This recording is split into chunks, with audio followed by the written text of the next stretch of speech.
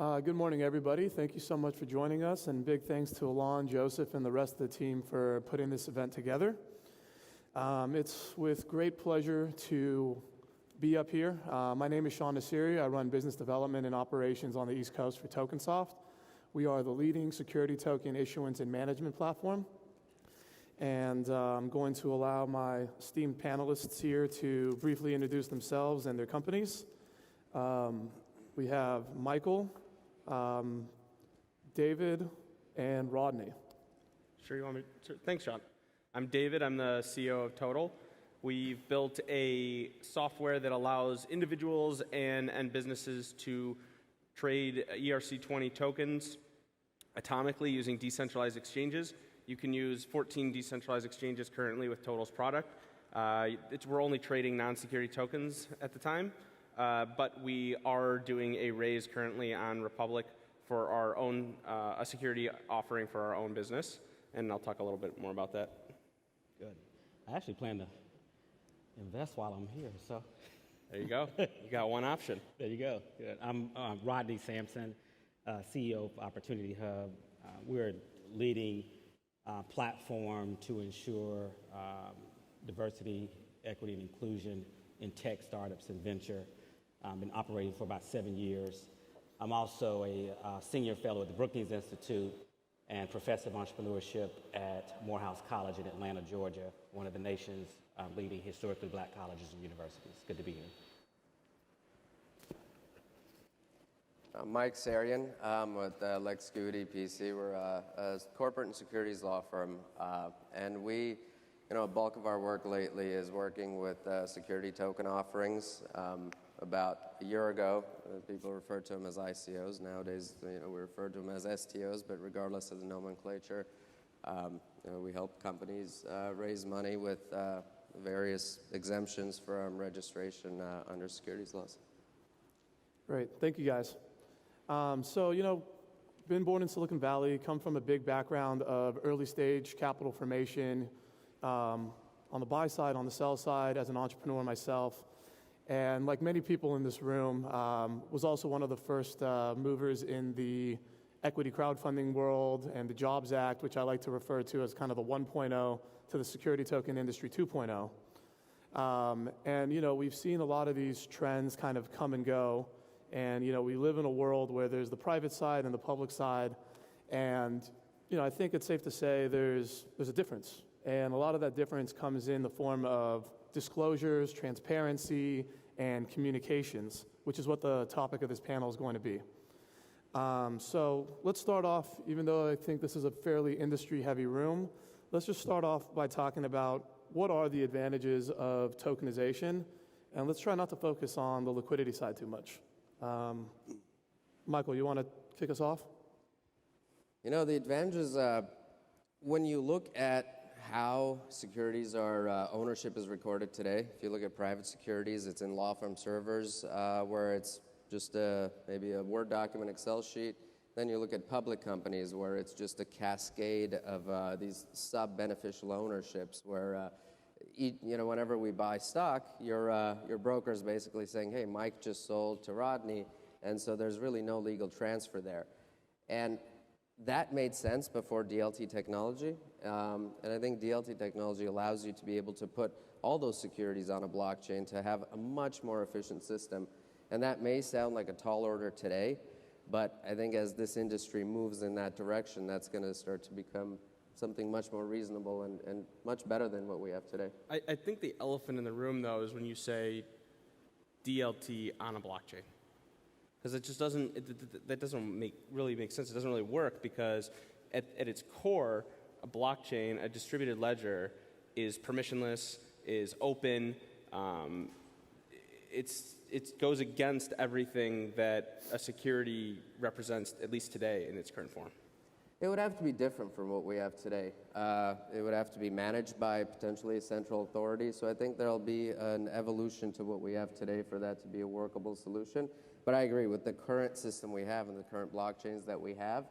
It doesn't fully. It's a round peg, in a square place it has to go, and we'll have to work through some of those kinks to make that workable. Yeah, Rodney, would you like to add in terms of some of the advantages that you see to the tokenization of the securities?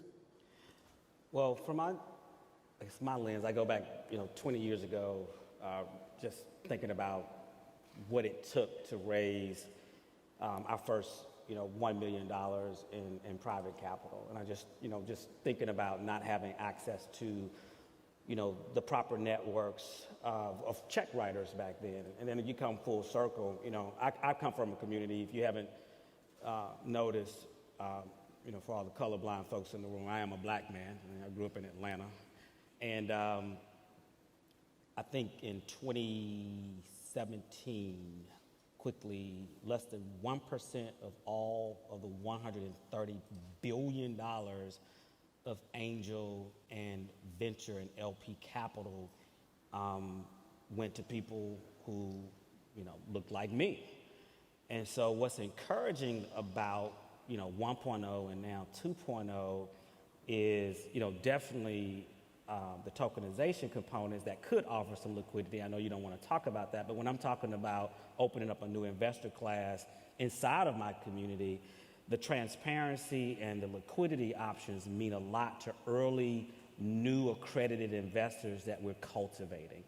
And so when you then tokenize that through an actual product around the thesis of tokenization of what it's meant to be, then, or what was intended to be, then I think you could open up capital markets to folks who, one, have never invested that want to invest, but also companies that have products that actually want to, to raise capital as room. So that might be more of kind of like a consciousness in the room in terms of an actual technology breakdown, but that's how I see it through my lens.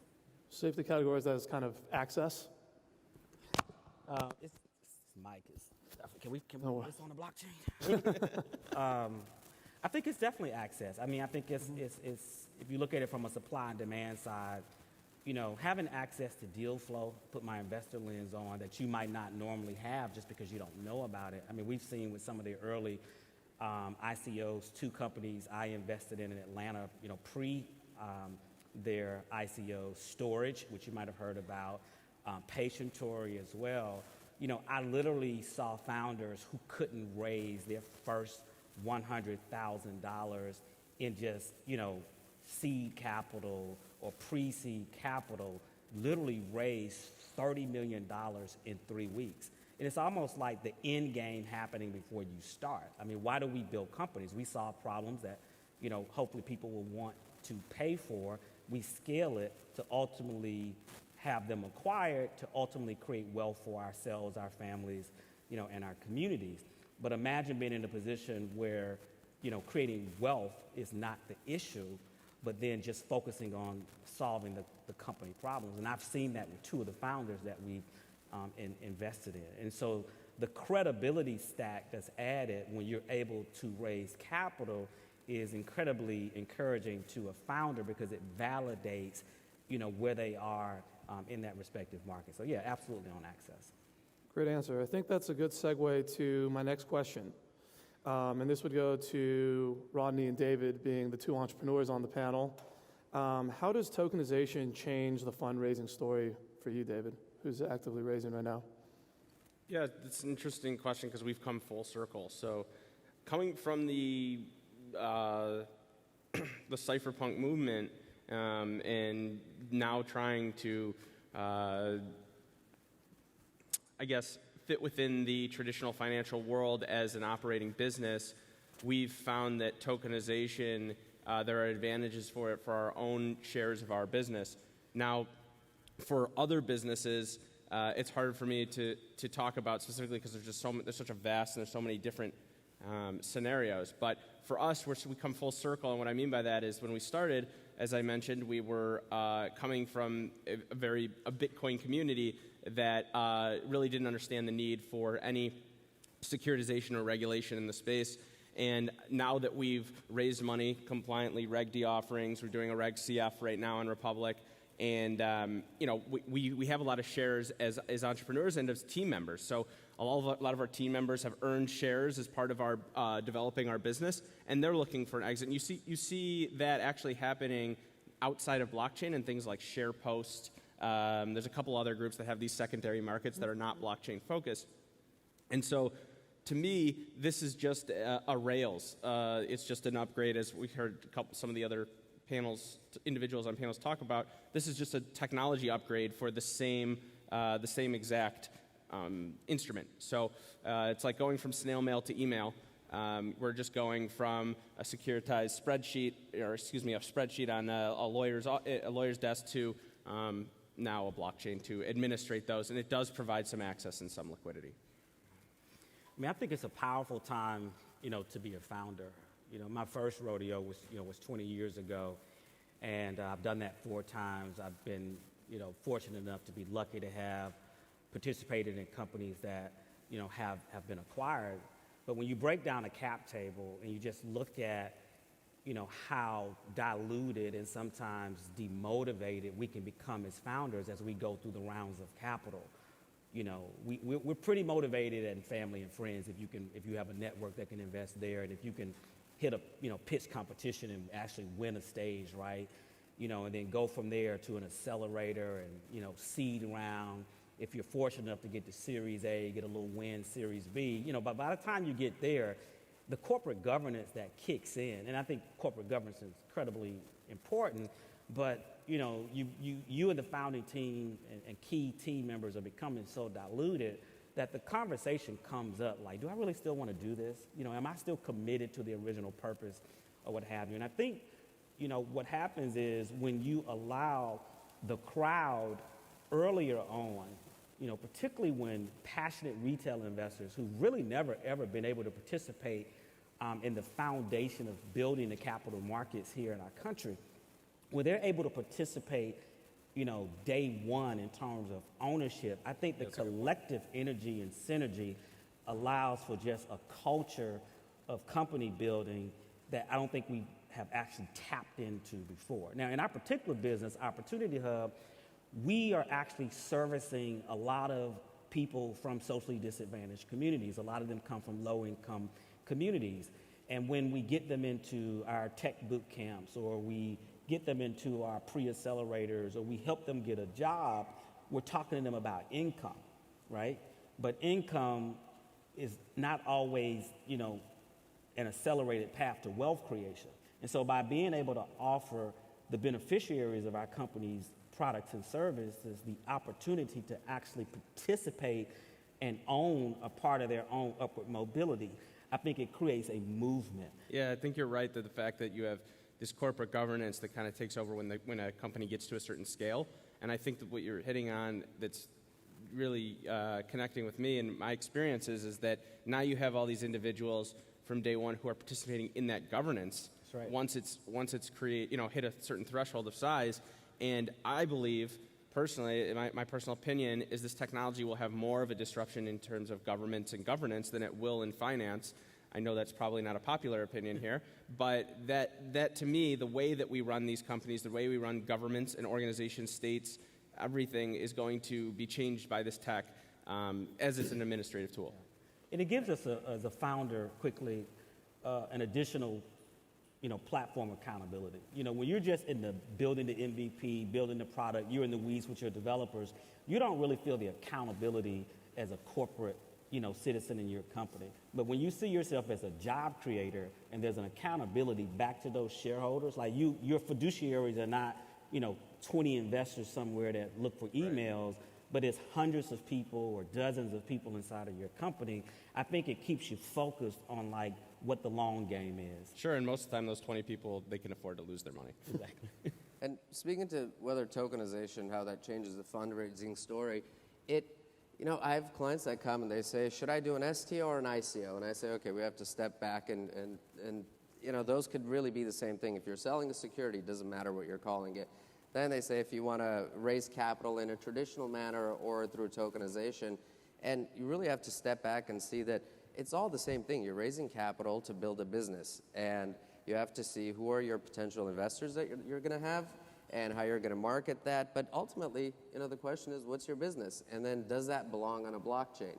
So if it is blockchain related, there could be a very good story of why you might want to represent the securities you're selling as tokens. And on the other hand, you might think, okay, I'm just selling equity now, but I believe that this tokenization really does have value. You may give a nod to the tokenization, say, I will tokenize this equity or revenue share, whatever it is in the future. But ultimately, I think, when people think of, should I do an STO and how is that going to be different from fundraising? I think it's important to remember, you're raising capital, you're doing the same thing, you still have to follow the same rules, and you may be using a different medium, and maybe you might have a different audience if you're doing it through tokenization. Maybe some of the folks that are holding cryptocurrencies, they may come in to invest, but ultimately, the story is pretty much the same, I would say. Yeah, I think that that's what really drove a lot of the hype in 17 was that it was more, in my opinion, it was more frustration with fundraising laws than it was hype with blockchain. It really could have been anything, could have been a newer type, better tulip, and everyone loved it, and crowd creates a crowd. But it was frustration with the fact that after the Jobs Act was created, there was not a good way, and even the SEC themselves came out when they changed leadership and said, oh, we're gonna make it easier for people to raise money, and we're gonna do this, and they stopped Reg A's altogether. So I just think that there's a frustration in general with those laws that's separate from the tech, which is just an administrative tool, in my opinion. So I think that's another great segue, and all great points. Thank you guys for sharing that.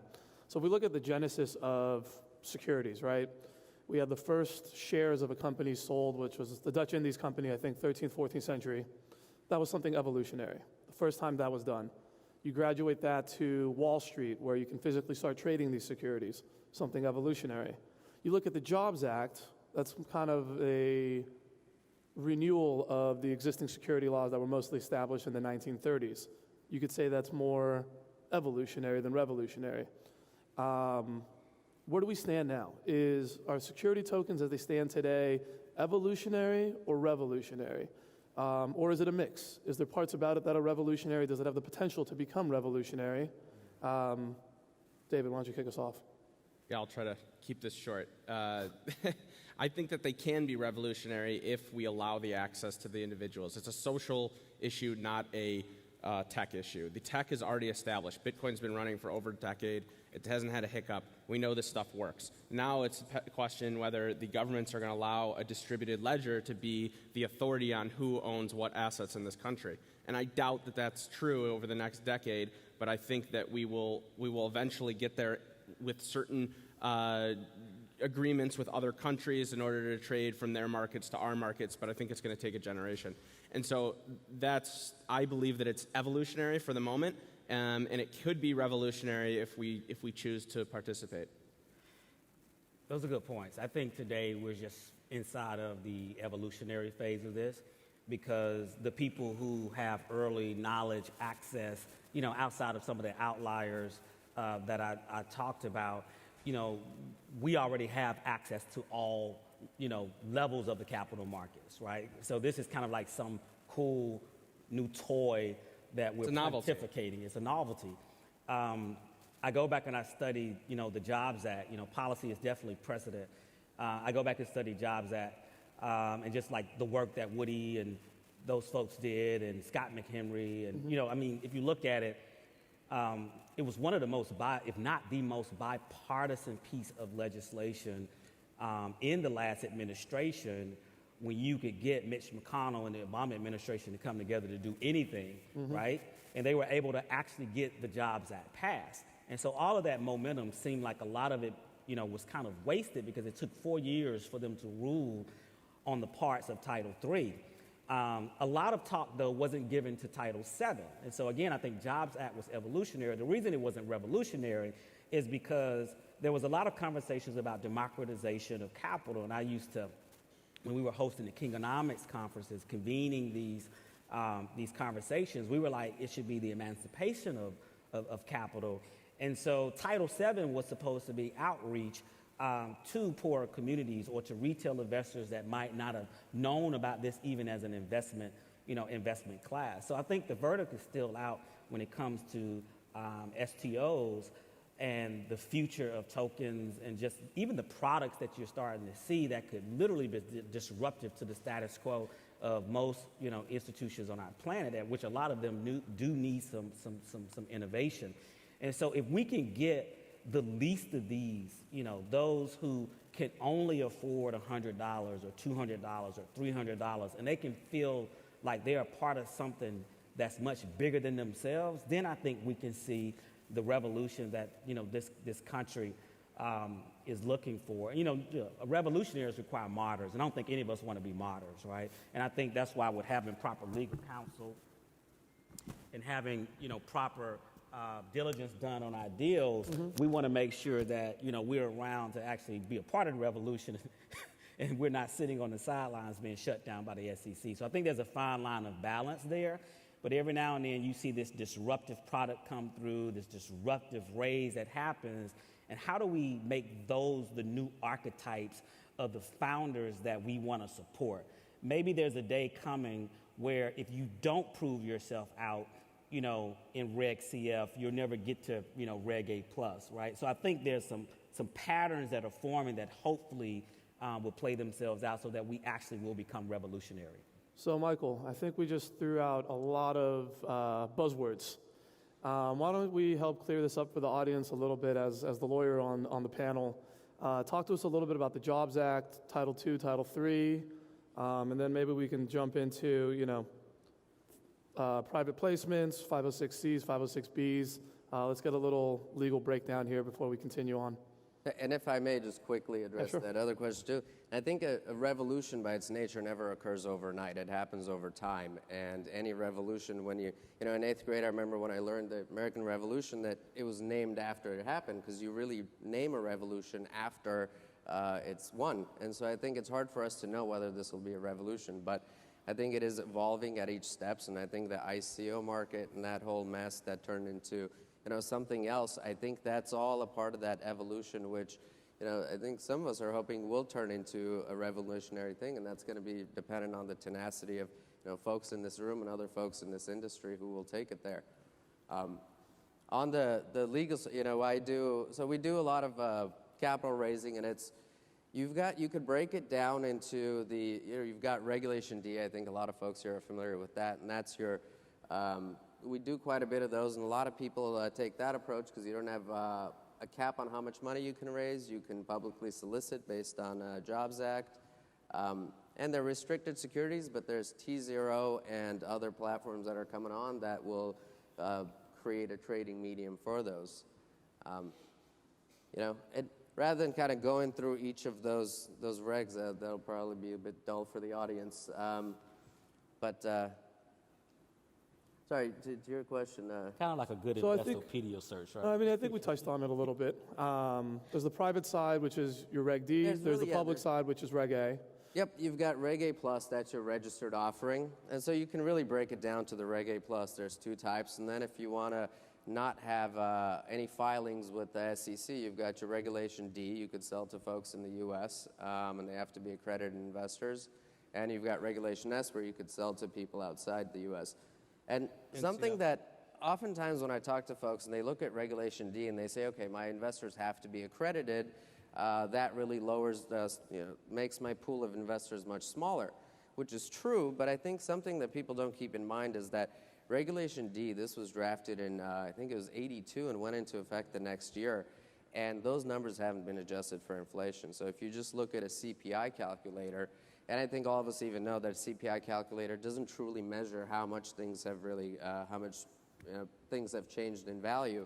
But even just CPI calculator, you're looking at 4.6 million net worth, over $500,000 income, and over $750 million income to meet the Reg D standard if it was adjusted for inflation. Because today it's $1 million net worth, $200,000 of income, or $300,000 if you're married.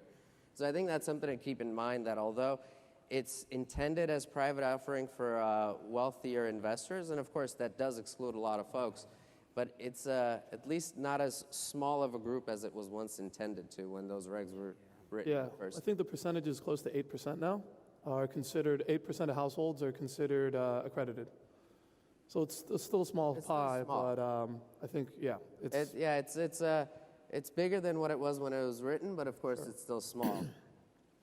I think there's some need, just philosophically, just because you are able to meet the qualifications of being an accredited investor by SEC standards, like it doesn't make you qualify all the time to Call do a the spade a spade. diligence. It doesn't make sense. Right, Absolutely. to do it Ridiculous, and it doesn't make sense. They should get rid of the I accredited. think we can all agree the education component is probably a bigger factor than if you have the financial means to afford to lose money, right? Yeah, I mean, the bottom line, can you afford to lose? I mean, look at some of the UK securities laws where if you're an engineer working in a certain industry, you may not be accredited, but you're qualified because you know the supply chain, you know the technology. Yeah, but I mean, we can talk about all these different things, but if you're a person with $100 in your pocket, you're allowed to go to a casino and you're allowed to lose that money as Right. an American. It's bull. That's my opinion. Excuse me. So we should have casinos for accredited investors.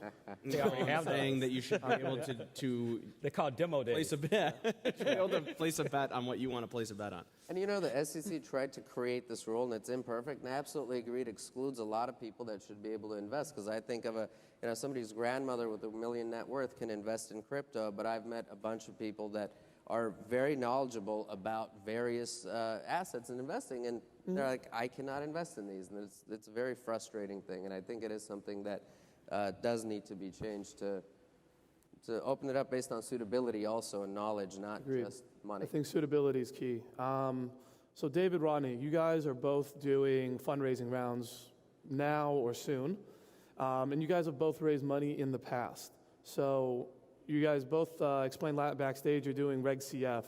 Why Reg CF versus a Reg A plus or a Reg D? What are some of the advantages? Talk us through some of your thinking. Yeah, so sure. Mike had mentioned that, and there's some exemptions. Reg D being one. There's also Reg CF, and Reg CF allows you to you submit a form just like you submit a Form D for a Reg D offering. You submit a Form C for a CF offering. As an exemption from a public offering, you're allowed to accept up to $1,070,000 in a 12-month period from unaccredited investors and accredited investors. And so that was a path for us to open up our offering to anyone who's allowed to invest at the minimum $250. So we felt like that was very in line with our ethos, and also was a lot less expensive from an administrative or legal standpoint than the Reg A. Especially for us, we're not, $1 million versus trying to get. We didn't need close to the 20 million or the 50 million that the Reg A and Reg A Plus offer. I think those are the numbers now. But so it just was a good fit for us to have the offering open. We have done Reg D in the past, and I'm very happy with the progress with the CF. It's been a long journey to get to this point. Once you create kind of a process in your mind of raising money for a company, you tend to stick to that. And I've been fortunate. I'm an outlier. I mean, I go back 20 years ago. There were 3 black men in America that had raised over $1 million for their seed capital. Just 3, and I was one of those in Atlanta. And we all had excess. And not to look at this through a racial lens, but I have to, because there are thousands of founders that I've come through the Opportunity Hub. We mentor some of them, and they literally break down crying a lot of times because they have amazing ideas, amazing products, and even customers, and don't have access to capital. And so, we started Opportunity Hub 7 years ago, and my wife and I, who's here, we funded it ourselves. So we were in a position, that was a position of privilege that we could fund this startup and we could get it to profitability. And we just felt like it's 2 reasons why we need to, 1, practice what we preach. We've been huge proponents of the Jobs Act, 1.0, now going into 2.0. So let's practice what we preach, and we have a business that will operate well in this process. We just reached Q1 this year. We did $1 million in revenue. And so we're not, just a company that's starting raising capital. I've got a 20-year hindsight here, and it's like, okay, now that we've got an operating profitable company, let's now productize that for Reg CF and then Reg A+. The other thing is I know the unit economics of my business. I know what it costs to take a young man or woman from rural America or inner city America, get them the coding boot camp skills they need, get them the entrepreneurship skills they need, and get them a job that'll get them out of poverty.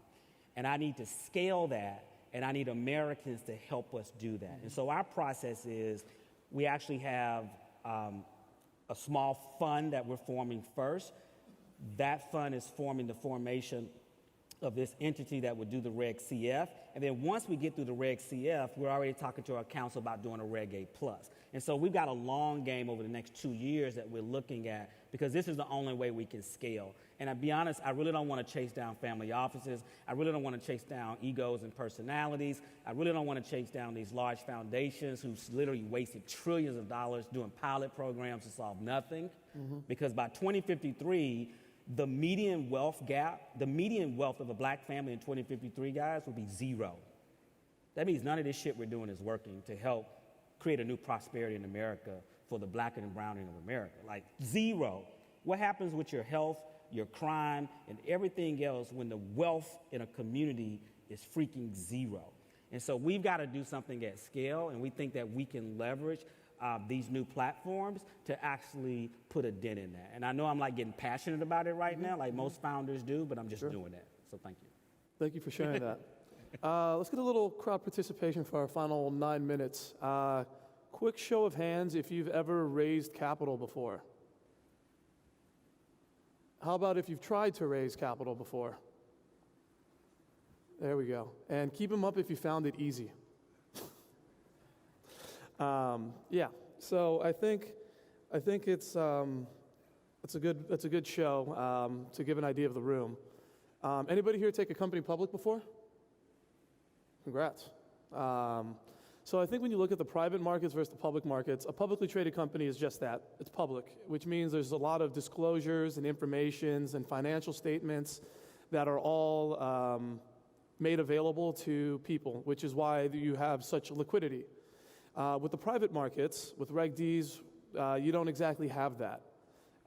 So now that we're enabling the trading of private securities to be almost as easy as public securities, where does the burden of information fall? What level of transparency should there exist? And who does that burden fall on? That's a good topic. I like that one. Yeah. I think Topic of the panel. It's topic. This specific question. Right. I think that I'm a big proponent of markets speaking for themselves, and I think that this is a great example of that. I think that as the market evolves, people will gravitate towards platforms. There's some out there, T0 and the others, that not require but that present offerings that have good research behind them, good administration, good reporting behind them. So it becomes the onus goes on to the markets themselves instead of the regulators to say, hey, this is what you need to share, right? People are going to invest in areas where they get rewarded financially and feel good as an investor, get treated well. So people are only going to give their money, and I think that's what we're going to see. A lot of the things we saw with the ICO boom in 2017 really mirrored what you see in the background with VCs and a lot of other groups. It just was boiled all the way to the surface. So I think you're going to see a lot more of that as these markets evolve and come to light. Sorry, go ahead. No, go ahead. Even if you're a Reg D issued private security, and once you have more than a certain number of holders for equity securities, then you still have to start reporting like a public company. So at some point, if the trading becomes big enough, then the same securities rules will impose those disclosures on those companies. 12G, right? Yeah, Section 12G. But otherwise, whether the question is if not legally, but what should it be rather than what it is, I do think it's hard if you just impose self-disclosure on people. Even securities rules now today, they don't say, is this a good investment? They just say, disclose what you're selling to people. And I think that's a good minimum standard to have, and I wouldn't want to give that just to the hands of issuers, because unfortunately people do bad things if they're not required to make those disclosures. And I think when you are put in a fiduciary capacity to manage people's money, that should be there. Whether we're talking about tokens or just traditional forms of capital, it's interesting that we even refer to angel and venture as traditional now, right? Like it's so old school. I've just discovered that there are two types of people, period, man. There's givers and takers. Mm-hmm. And if you can just develop a gut for like who's a giver versus a taker, and founder transparency and reporting, it's not always easy to do because when you're in the weeds of building something, literally from nothing, you literally get consumed with that. And if you're dealing with investors, my 6-year-old, has been acclimating me to Roblox and Fortnite. She's like, Dad, you're such a noob, which means like you're a newbie on the platform. And there are a lot of, just because of Jobs Act, and now ICOs and SCOs, there are a lot of noobs, newbies per se, that are in the space. And it's not a lot of smart, sophisticated capital. There's a lot of FOMO going on, fear of missing out. Mm-hmm. And so what happens is that fear of missing out may cause an accelerated investment path, but then those same people who invested emotionally are the same ones that are going to come back later and be asking questions about liquidity and what happens, do I lose, can I take my money out? And I'm just learning that the more that you can be as the issuer and take the honest, amongst yourself to be transparent in that process and sometimes over-report. It also helps you like self-report if you had to report to a board of directors. Yeah, I mean, you're making a really good point about that. I had a conversation at dinner last night about it. And there's people who are going to treat stakeholders, token holders, equity, well, and there's people who are not going to treat them well. Right. And whatever the regulatory scrutiny is over those people, they either choose that they have an onus on them to report back to people and tell them what's going on, what your plan is, how you're using money, et cetera, or you don't. Even if you are forced to, you will find a way to skirt that that suits you. So I truly, honestly agree, Rodney, with what you just said about being, give or taker. I think that's key in evaluating entrepreneurs. Yeah. Is it critical to the success of the industry? Does there need to be a SRO to oversee it? Or does the burden just fall on the issuer? I just think it naturally, as I was just saying before, I think markets naturally develop into, whether it's an SRO or something similar that says, hey, we're a scoring mechanism. You can choose to believe us or not believe us depending on our own credibility. So there's going to be lots of market-driven solutions that will pop up as a result.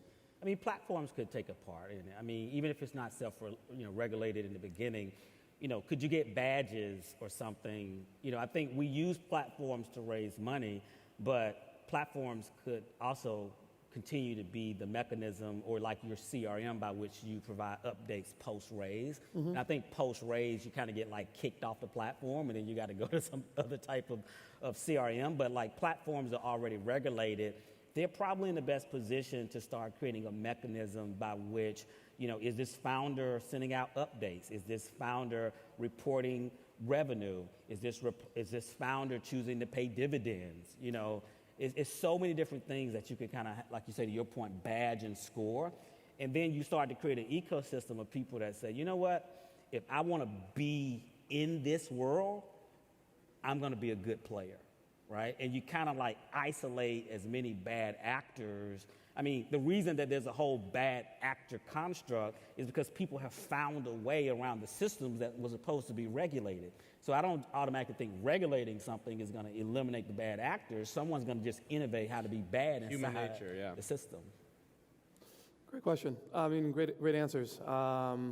So with the final remaining minute, being conscious of the time left on the clock, let's just go through one by one and give the audience your best practices for fundraising.